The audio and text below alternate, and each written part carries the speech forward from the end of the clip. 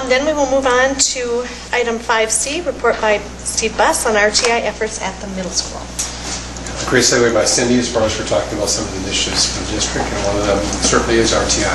I think that the middle school really, as a staff as a whole, has done an excellent job in embracing what RTI stands for, and understanding the steps that we as a building need to move forward to help our students. Special thanks to go to the change in our team director study to go towards Ben Burns and Gene Robbie, Emily Parrish, and also with the assistance of Michelle Clark, when she was there last year as well, with really spending last year with looking at, with the model that we have structurally at the middle school, both from a time perspective, the resources and staff and students that we have, what's the best model we can put forward.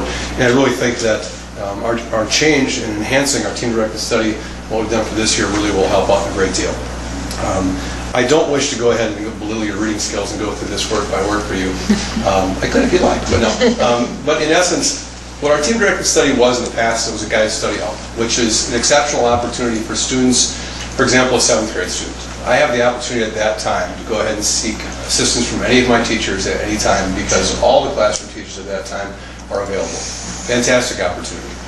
With the requirements of RTI, meaning that we need to give students a second dose of instruction in math and reading, that doesn't free up our math and reading teachers. They really are needed at that time to go ahead and give our students that are deficient in math and reading and not in special education the opportunity for a second dose of instruction on top of their already reading and math instruction that they're receiving. What that does to the rest of our students, it gives them the opportunity for question number 4 in our mission statement. What do we do with the students that already understand it? It gives us the opportunity for enrichment for our social studies, our science, our ESS, our computer applications, our health teachers, to be stretching it with them, to actually be able to go ahead and do some pre-teaching, some reteaching, and teach them the things that we hear all the time that I don't have enough time to do in my classroom. Now they have the opportunity to do that in that enrichment period, grade-free, homework-free, so the students truly are coming there to get that second dose, and they already get it, but they're getting even more. Now it does come with some other change. Change in the past is that the students in 6th through 8 had the opportunity to have a homework time, per se, every single day. That is different. That's something that every single day is not guaranteed. Now, the model that we have right now is 2 days a week. Every single student has that study hall opportunity. If students do get behind, the enrichment becomes optional for them. We have plans in place and staff in place that can go ahead and help work with those students that do get behind in some of their studies, so we don't get them behind. Overall, it's not just focusing on the students that need the extra help. It's also focusing on what is the vast majority of the students that already, I'll say, get it. And they have the opportunity to get something above and beyond, not just the time to study. We can give time, in theory, time to study at home. And I'm not looking to go ahead and foster a ton of homework on anyone. That's not what this plan is, and that's not what we're going to be doing. But we can't give instruction at home. We can't do that. So we have the opportunity when we have the students for a captive audience to really be able to go ahead and hit all ends of the spectrum. Our students with special needs, identified special needs, our students that aren't identified or aren't, we'll say, needy enough to qualify for services through special needs. But we can target that very small group of students to get a second and even third dose of instruction in reading or math. And the vast majority of our students don't just have time for a study time. They have time to go ahead and get something even more to help them understand the lessons that are coming up or lessons that they've already had. Or lessons in science or social studies they haven't even been able to teach because they didn't have time to do it. And now they do in a grade-free and homework-free environment. So this is truly a pilot this year. Our intent is, one of our goals, we have a building level committee in addition to our district level RTI committee to not only, this is tier 2 of RTI, so hopefully have tier 3 theoretically in place by the end of first semester.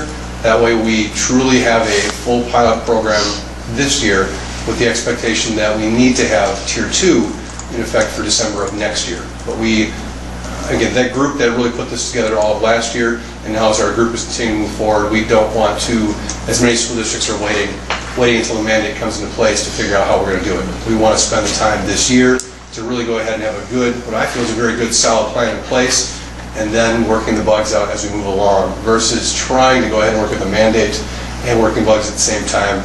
It becomes too much. Questions? The one question I had, measurement of this. Will you be able to determine, are you going to compare? This is actually something that we're looking at from our building leadership team. This is one of our SMART goals, is actually identifying I haven't been able to say this is exactly what it's going to look like because we have nothing to compare it to. Right. If we had a year, 2 years of this program, we could identify things such as homework patterns, such as academic patterns, both on all three areas. Our students that have special needs that are identified as already with special needs. And I have to make the assumption that our reading and math students that are not in special needs, that are already receiving their math and or reading instruction, they'll be getting a second dose of instruction. The expectation is that they need to achieve higher because they're getting what other students don't have, or even possibly a third level of dose of instruction. The expectation is we should see them actually excelling more. We should see in theory, our special education referrals go down. Because even though we've had good systems in place to identify students prior to getting to that level, Tier 2 and Tier 3 are those hoops that we want to tighten to make sure that are we doing everything for those students before we get to a special education referral. On the flip side with the enrichment, that's a tough one to actually wrap your hands around and say how do you exactly measure that? Because you're giving students something above and beyond. If we focus purely on pre-teaching and nothing but pre-teaching, well then naturally I would think that academically you should see GPA across the board soar.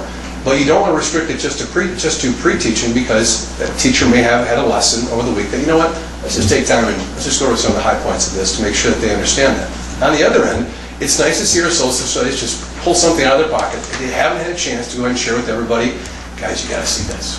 It's something that connects to their curriculum that's hard to measure. But that opportunity for students and for the parents to go ahead and see the benefit of those things. That's a good question. It'll be a tough one. I mean, I can see why it would be very difficult. But like you said, after a year or two, you will be able to have at least some guidelines to go by that you can tell improvement. So, okay. Anything else? Anything else? Just to clarify, you sort of categorized them in those three groups. Yes. It was the IEP group, then the non-special needs who need special instruction, and then those that are up, that are sort of at level. The second level, when you keep referring to the extra dose or the second dose of an instruction, that's going to be 3 days a week. It's actually, if you exclude the group of special needs, identified special needs type, the students that'll be in Tier 2 that actually are non-identified special needs students, that'll be 4 days a week. And the Wednesday is what we call Wildcard Wednesday. All students across the board have the opportunity for a guided study hall at that point. Those RTI teachers, those math and reading teachers, that's their day basically to interpret the data that they've had for the last 4 days, instructional days with the students, to go ahead and regroup, look at that small focus group of students they're working with. Where do I, as the math teacher, need to retool my instruction with that small group to make sure I'm hitting their needs? Good question. Anything else? No, thank you. Good luck with everything. Thank you. Good.